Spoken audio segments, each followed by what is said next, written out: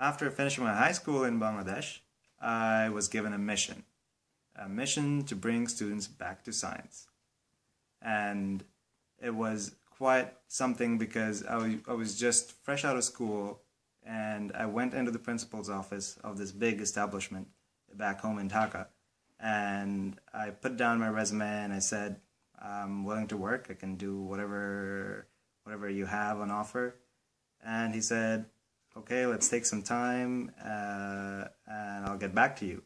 And when he did, he said, bring some students back into science because as we're moving between grades 7 and 8, we're losing them. We're losing them to the economics and commerce courses instead of the bases like the physics and chemistry. And I said, sure, why not? So he let me design the entire syllabus. He let me design the course line.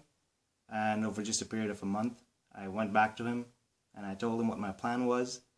And he was pretty happy with it. And he said, okay, go for it. And he said, start taking the classes on the next Sunday because the week starts on Sunday there. And so I came in. I was treated like a full-time teacher there with full administrative rights and whatnot. Didn't need any hall passes. And then I started my first class. I was introduced as just a regular teacher. And really the kids were just a few years younger than I was. So it was a little intimidating at first. But once we got started into the whole process of just introducing the idea of science to them without any textbook, without even turning a page in the textbook first, just telling them about the different things, about what I had just recently learned in my grade 12 classes, just fascinating stuff out of there, and just watching their faces turn and just like seeing how intrigued they were with just like very simple stuff. I figured that it was going to be rather easy mission. Well, obviously it wasn't that easy. Over the course of the next year or so,